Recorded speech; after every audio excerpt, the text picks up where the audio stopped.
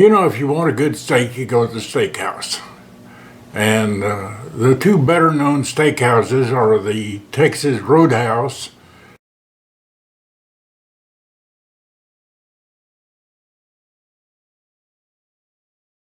which is kind of a laid back place, and the Del Fresco, which is kind of an expensive place.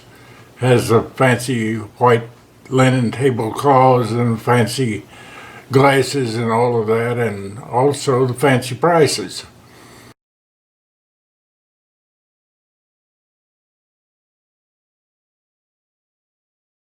They both have great steaks, and they both have Steakhouse baked potato soup. I'm going to deal with the baked potato soup today and make a pot of it and show you how it's made. Now, when you get a steak at either one of those places, this is what it looks like. You get a plate with a steak and a baked potato on it.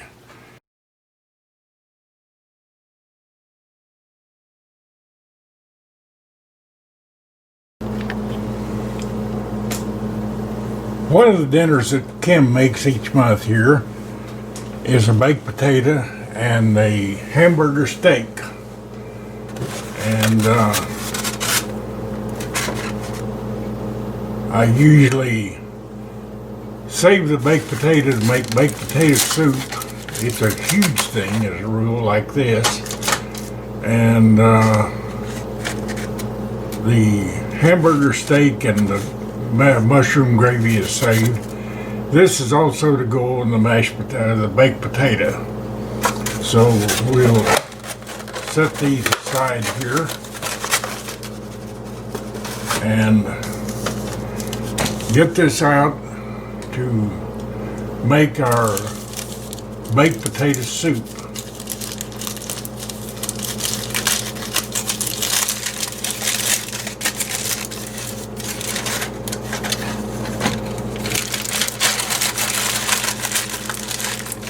The first thing we need to do is to peel the potato. That's just too much peeling to leave on there to make soup. And it's a very simple thing to do. You just use a peeler.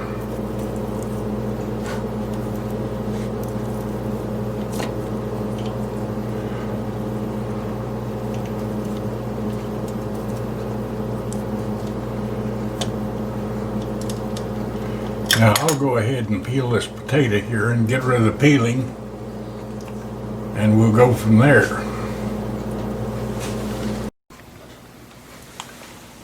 The next thing we have here to fix is about a half an onion, and we're going to need to chop it. So we'll do that now. That way we'll have the vegetables all taken care of.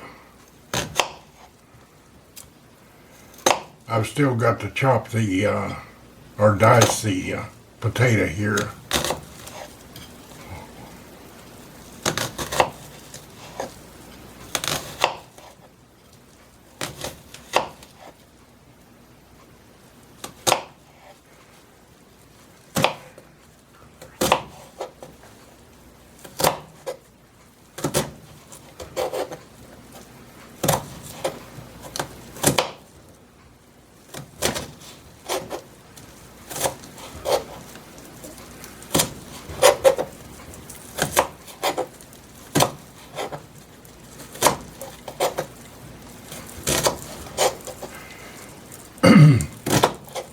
It's really only two main ingredients in the soup itself, and that's tomato and onion. I mean potato and onion.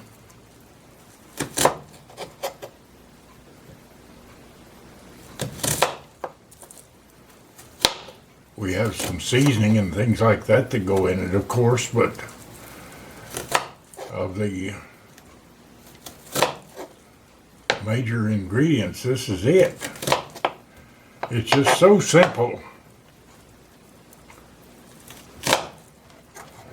Throw that aside now.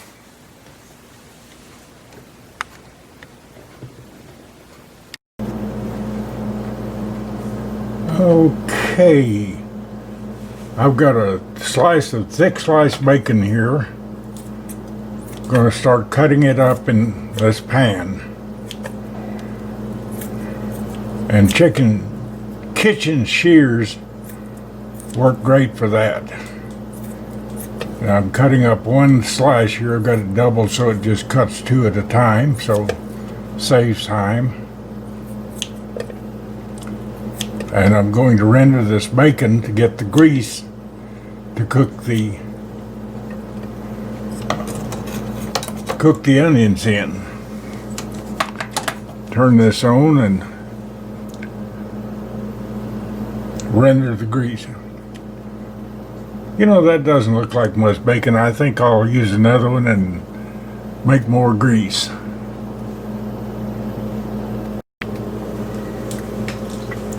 Okay, that has rendered out all the oil out of that bacon, and I'm going to put some flour in here. I'm going to put about a tablespoon full to make a roux. Mainly what I want to do is put enough flour in to absorb the oil. That's not enough there.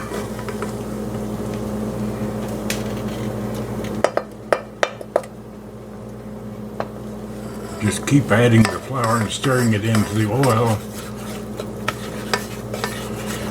This gives some body to the soup. Otherwise, the soup is watery.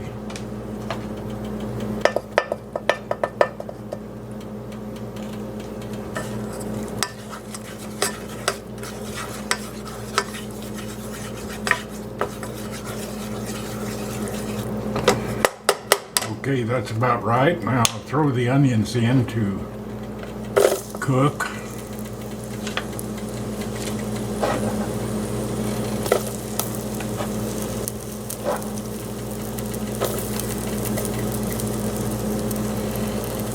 And the roux doesn't really start working until it gets some liquid to work on.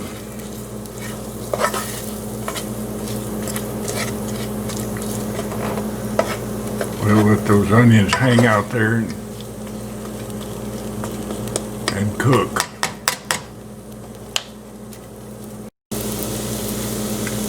Well, the onions are getting soft, so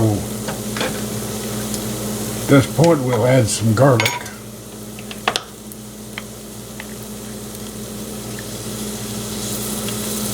About a spoonful.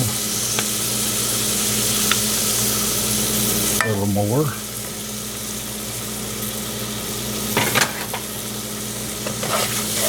And stir that in.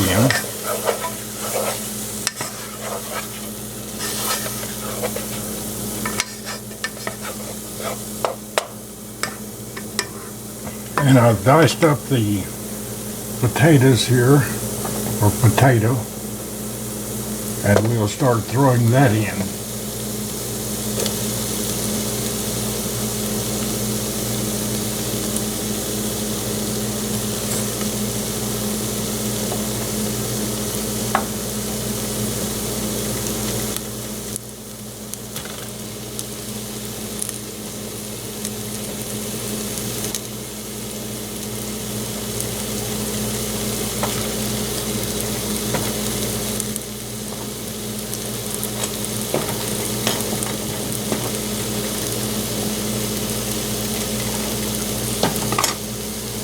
Dice this final piece here.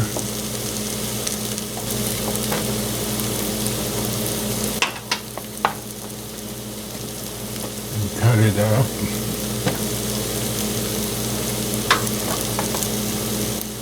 You know, this soup is just so easy to make.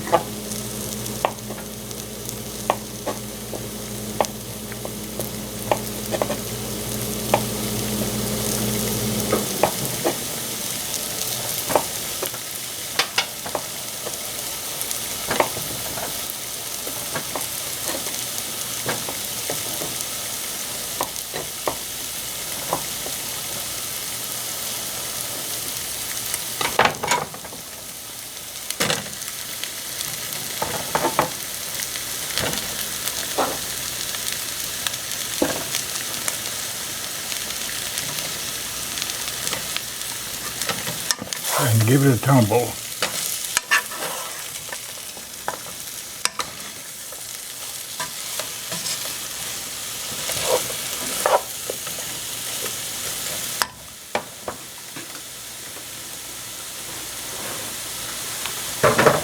And now finally is some chicken stock. You can use beef stock if you want to. It's no big deal which way you want to go. Okay. And you want to cover it with stock.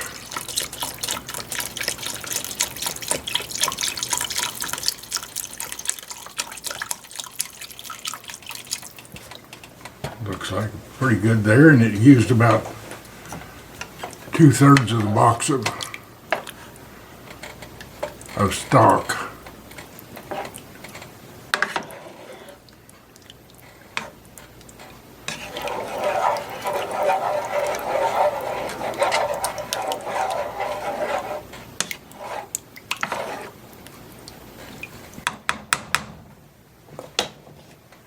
I'm just going to let that hang out now and simmer.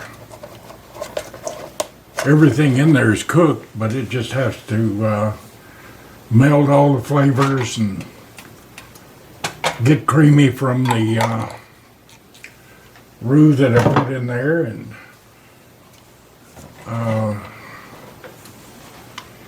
it's not done yet by any means. Well, it seems to be getting a little thicker. Yeah, it's getting some body to it. It's coming right along. And you remember the container of sour cream, butter, and all of that I've had over here? This is where it goes. It goes right back in here.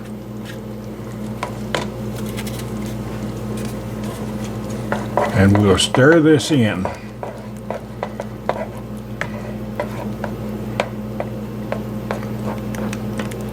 See how much richer it becomes there?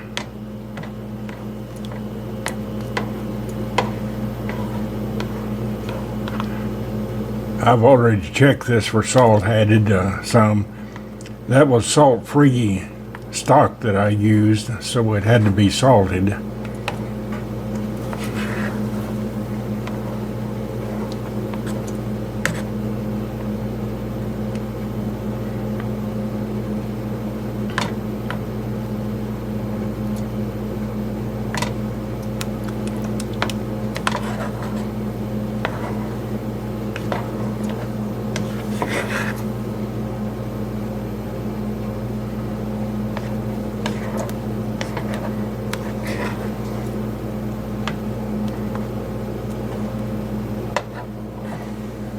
Well, it is 15 till 5. We're going to eat about 5:30. So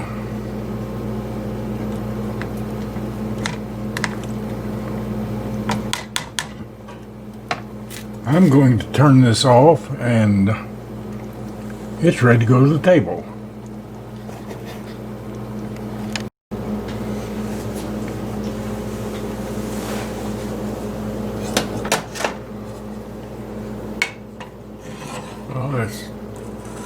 I've tasted of it, and it tastes great. Serve up some here for Frida.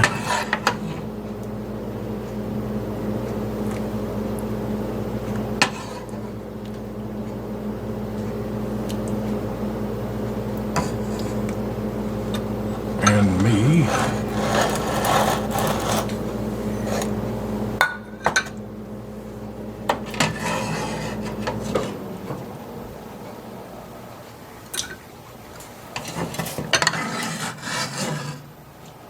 It's going to make 3 bowls plus about 1, maybe.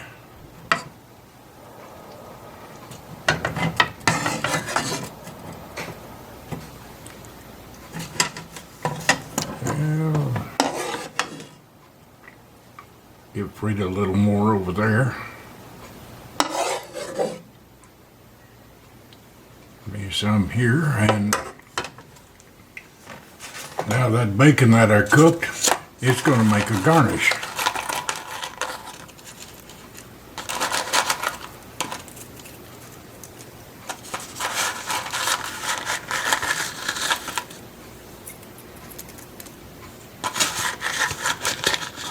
Glad I went ahead and cooked that extra slice of bacon.